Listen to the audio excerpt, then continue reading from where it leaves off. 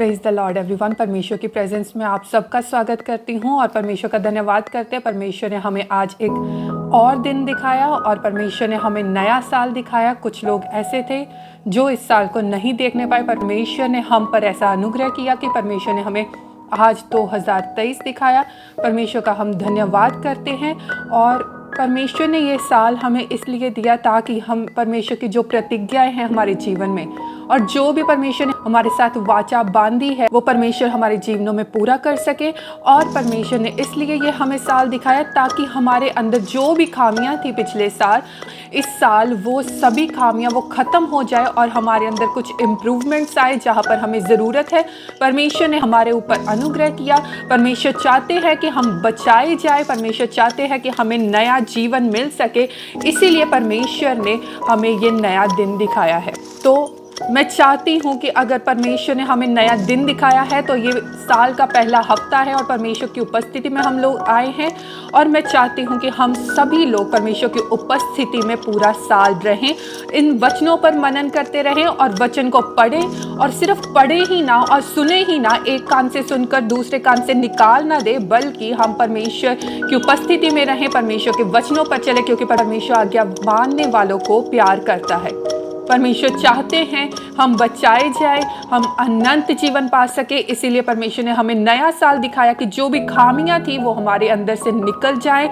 जो भी हमारे अंदर कमियां थी, जो खामियां थी, जहां पर हम अनाज्ञाकारी कर रहे थे, ये साल परमेश्वर ने हमें उन सब को निकालने के लिए हमें ये साल दिखाया है। और जितनी भी प्रेयर रिक्वेस्ट हमारे जीवन में थी, हम परमेश्वर के आगे प्रार्थनाएं कर रहे थे कुछ विषयों के लिए, उनका उत्तर हमें इस साल में मिलने जा रहा है। परमेश्वर हमसे चाहते कि हम प्रार्थना करते रहें। और आज हम वचन में इसे देखने जा रहे हैं कि हमें प्रार्थनाओं का उत्तर कब मिलता है, कैसे मिलता है, हमें कैसे प्रार्थना करनी चाहिए और क्या क्या होता है कि हमें अभी तक उत्तर क्यों नहीं मिला। कभी कभी निराशा में हम लोग चले जाते हैं कि हमारी प्रार्थनाओं का उत्तर अभी तक क्यों नहीं मिला। कभी कभी हम सोचते एक हफ्ता हो गया, अगर छोटी कोई प्रार्थना का विषय है, कोई प्रार्थना का विषय एक हफ्ता हो गया, हम प्रार्थना कर रहे हैं, हमें उत्तर नहीं मिला। एक महीना हो गया, हम प्रार्थना कर रहे हैं, उत्तर नहीं मिला।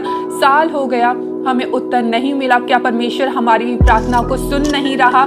हम निराशा में चले जाते हैं, परमेश्वर से हम पूरी तरह से निराश हो जाते हैं और परमेश्वर को हम सोचते हैं कि वो हमारी प्रार्थनाओं का उत्तर नहीं देने वाला। कितने साल हो गए, कितने महीने हो गए, हम प्रार्थनाएं कर रहे हैं पर परमेश्वर हमारी प्रार्थनाओं का उत्तर नहीं दे रहे। इसके पीछे क्या कारण है?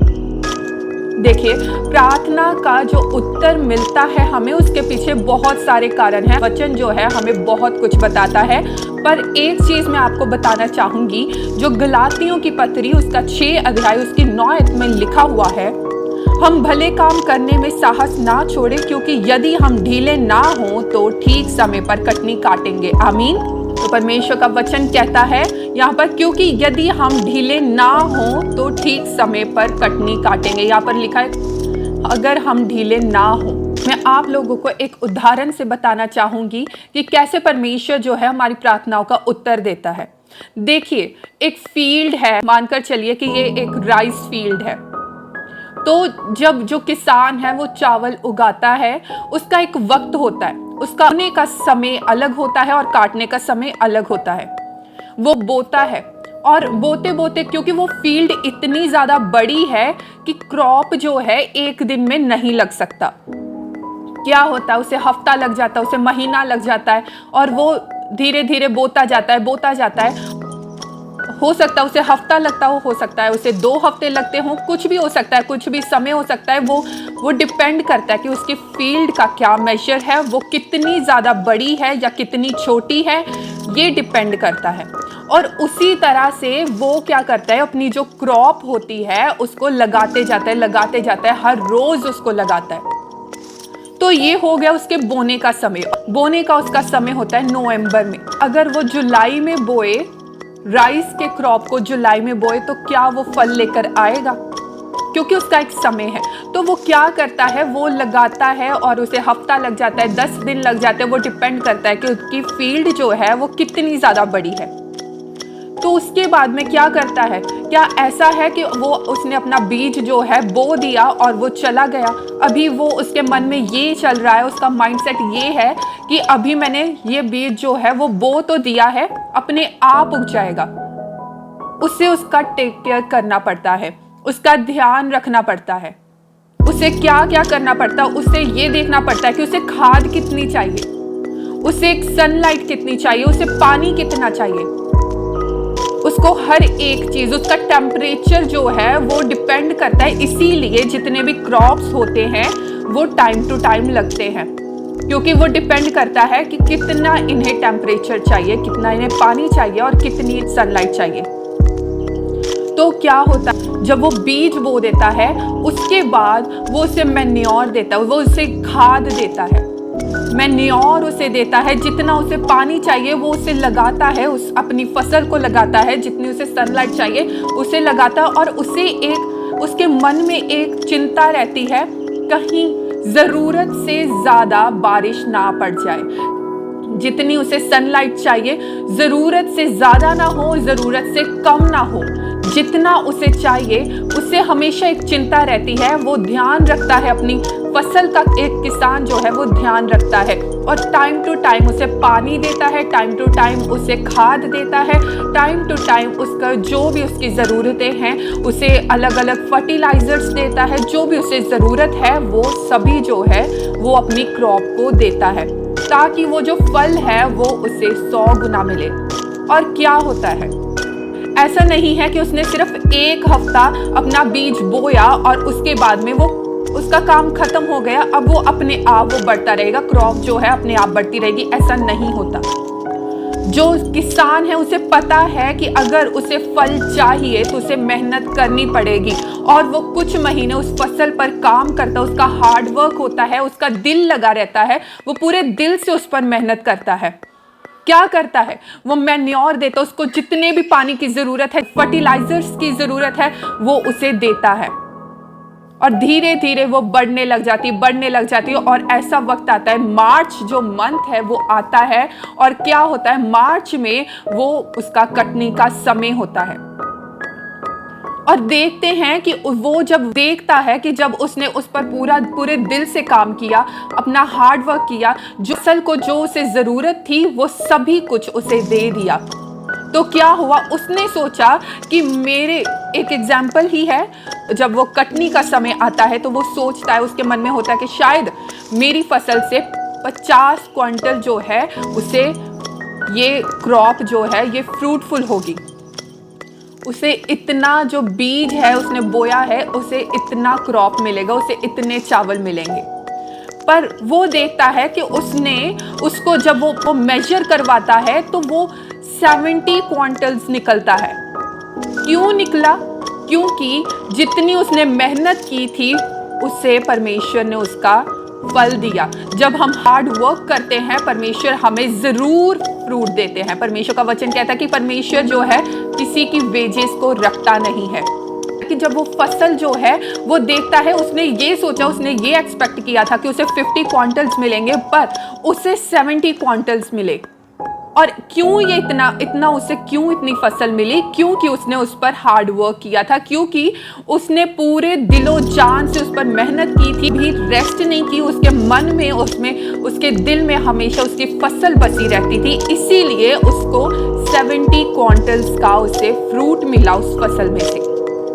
तो क्या होता है जब हम प्रार्थना करते हैं, एक हफ्ता हमने प्रार्थना की और एक हफ्ता तो उसे बीज बोने में लग जाता है, एक महीना हमें बीज बोने में लग जाता है, हमें अभी तक क्यों उत्तर नहीं मिला? क्योंकि अभी तक तो हमने बीज सिर्फ बोया था, एक महीना सिर्फ एक बीज ही वो बो रहा था प्रार्थनाओं में। तो उससे वो सोचता है कि एक हफ्ता मैंने प्रार्थना कर ली, क्यों परमेश्वर मुझे उत्तर क्यों नहीं दे रहा? वो सोच रहा है कि एक महीना मैंने प्रार्थना कर ली, परमेश्वर मुझे उत्तर क्यों नहीं दे रहा? एक साल हो गया है, अभी तक उत्तर क्यों नहीं मिला? क्यों नहीं मिला? क्योंकि वो बोने का समय था, अभी तक आपने उसका टेक केयर नहीं किया। उसे आपकी प्रार्थनाओं को मैन्योर की, फर्टिलाइजर्स की, सनलाइट की, पानी की, हर एक चीज की जरूरत है। और ये सभी कुछ क्या है? परमेश्वर का वचन है। जब परमेश्वर के वचन को हम लोग सुनते हैं तो सिर्फ एक कान से सुने और दूसरे कान से सिर्फ निकाल ना दे, बल्कि हमें उस पर मनन करना है, उसे मेडिटेट करना, और हमें पवित्रता में चलना है, और हमें उसको फॉलो करना है, हमें उसको अपने जीवन में उसको प्रैक्टिस में लेकर आना है। ऐसा नहीं है कि हम परमेश्वर का वचन पढ़ रहे हैं, हम प्रार्थना कर रहे हैं और प्रार्थनाओं का उत्तर मिलेगा क्योंकि जो हमारी रिक्वायरमेंट थी प्रार्थनाओं के लिए, उत्तर के लिए, वो हमने पूरी कर दी। नहीं, परमेश्वर का वचन जो है वो चाहता है कि हम पवित्रता में चले। जितनी देर तक हम उस लेवल पर नहीं पहुंच जाएंगे, हम परफेक्शन में नहीं पहुंच जाएंगे, जितनी देर तक हमारे अंदर पूरी तरह से हमारा हृदय परिवर्तन नहीं हो जाएगा, परमेश्वर हमें उसका उत्तर नहीं देगा। क्योंकि परमेश्वर चाहते हैं कि हम परमेश्वर के वचनों पर चले, ताकि परमेश्वर का वचन कहता है पुराने नियम में कि परमेश्वर चाहते हैं कि हम उनकी आज्ञाओं को माने और परमेश्वर का जो भय है वो हमारे मन के अंदर रहे। व्यवस्था विवरण में लिखा है कि ताकि हम बहुत दिनों तक जी सकें और हम बहुत साफ फल लेकर आएं और जितनी भी परमेश्वर ने प्रतिज्ञाएं हमारे जीवनों में की हैं वो सारी की सारी प्रतिज्ञाएं जो है वो हमारे जीवनों में पूरी हो सके। अगर आपको अपनी प्रार्थना का उत्तर चाहिए तो ये कंडीशन है, आपको अपनी रिक्वेस्ट को, अपने प्रार्थना के विषय को, उसको पानी देना है, उसे सनलाइट की ज़रूरत है, उसे मैन्योर की, फर्टिलाइजर्स की ज़रूरत है। और ये फर्टिलाइजर्स, ये सभी कुछ क्या है, ये रिक्वायरमेंट्स, ये हमारी प्रेयर रिक्वेस्ट की रिक्वायरमेंट्स क्या है कि हमें परमेश्वर के वचन पर चलना है और निरंतर प्रार्थना करते जाना है। परमेश्वर का वचन कहता है प्रे विदाउट सीजिंग। हमें बिल्कुल भी प्रार्थना में रुकना नहीं है। निराशा इसीलिए आती क्योंकि हम लोग ये समझ नहीं पाते कि अभी हमने सिर्फ बोया है, अपने बीज को सिर्फ हमने बोया है, अभी उसको ज़रूरत है कि हम उसको पानी दें, उसको खाद दें। परमेश्वर का वचन कहता है प्रे विदाउट सीजिंग, और परमेश्वर का वचन कहता है कि परमेश्वर की आज्ञाओं पर चलना हमारे आशीष का कारण होगा और हम लोग बहुतों के लिए आशीष का कारण बन जाएंगे। जितनी प्रार्थनाएं हम कर रहे हैं उससे अब वक्त है, ये साल जो है, अगर आप चाहते हो कि इस साल में आपकी प्रार्थनाओं का उत्तर आपको मिल जाए तो आपको ये रूल्स को फॉलो करना पड़ेगा। पहला रूल ये है, प्रे विदाउट सीजिंग। हमें प्रार्थनाएं करते जाना है, रुकना नहीं है, क्योंकि हमें ये समझना है कि हमारी प्रार्थना के विषय को अभी बहुत ज़रूरत है, इसकी रिक्वायरमेंट्स है कुछ, हमें प्रार्थना करते जाना है। दूसरा ये है, परमेश्वर के वचन को पढ़ना है। तीसरा, परमेश्वर के वचन पर मनन करना है। और चौथा ये है कि परमेश्वर के वचन पर चलना है, आज्ञाओं को मानना है, ताकि परमेश्वर हमें हमारी प्रार्थनाओं का उत्तर दे सके। जब हम परफेक्शन में चलेंगे, जब हम पवित्रताई में चलना शुरू हो जाएंगे तो ऑटोमेटिकली हमारी जितनी भी प्रेयर्स है उसका आंसर हमें मिलेगा। और सबसे इम्पॉर्टेंट ये है कि परमेश्वर का वचन कहता है कि सबसे पहले तुम परमेश्वर के राज की खोज करो और बाकी सभी चीज़ें जो है खुद ब खुद अपने आप आपके पीछे आ जाएंगी। तो परमेश्वर के राज को ढूंढने की कोशिश कीजिए, परमेश्वर के राज की खोज करने की कोशिश कीजिए, उसके पीछे चलते जाइए, अपनी रिक्वायरमेंट्स को पूरा कीजिए और परमेश्वर आपको आंसर आज ही देंगे। अगर आप सिर्फ प्रण कर लेंगे, सिर्फ आपको आज प्रण करने की ज़रूरत है और बहुतों के जीवनों में उत्तर आज ही मिल जाएगा। पर ज़रूरी ये है कि हम अपनी जितनी भी रिक्वायरमेंट्स हैं आंसर्स को पाने के लिए हम उसे पूरा करें। तो परमेश्वर इस साल आपको ब्लेस करने जा रहे हैं। जितनी भी प्रार्थनाएं थी, बहुत सालों से आप लोग एक प्रार्थना के विषय के लिए प्रार्थना कर रहे हैं, चाहे वो कितनी भी प्रार्थनाएं हों, परमेश्वर आपको उत्तर देने जा रहे हैं, क्योंकि परमेश्वर हमारा प्रभु जो है वो विलिंग है आपको आंसर करने के लिए। पर क्या आप रिक्वायरमेंट्स को पूरा करें? अगर परमेश्वर ने आपको किसी चीज़ का उत्तर देना है तो कुछ रिक्वायरमेंट्स है जिसे हमें पूरा करना पड़ता है। अगर हमें जॉब चाहिए तो इसकी रिक्वायरमेंट्स होती है, इसकी क्वालिफिकेशंस हमें इतनी चाहिए। तो ऐसे ही है, जब हम प्रार्थना करते हैं किसी विषय के लिए तो उसकी रिक्वायरमेंट्स होती है, जो कि मैंने आप लोगों को बता दी। जब आप इसको पूरा करेंगे तो परमेश्वर आपको ज़रूर आपकी प्रार्थनाओं का उत्तर देंगे। तो आप प्रार्थना कीजिए, आप प्रण कीजिए कि हमें परमेश्वर के वचनों में पूरी तरह से जाना है और परमेश्वर के वचनों पर चलना है, ताकि परमेश्वर आपको आशीषित कर सके। आमीन। परमेश्वर इन वचनों से आप सबको आशीषित करे। आमीन।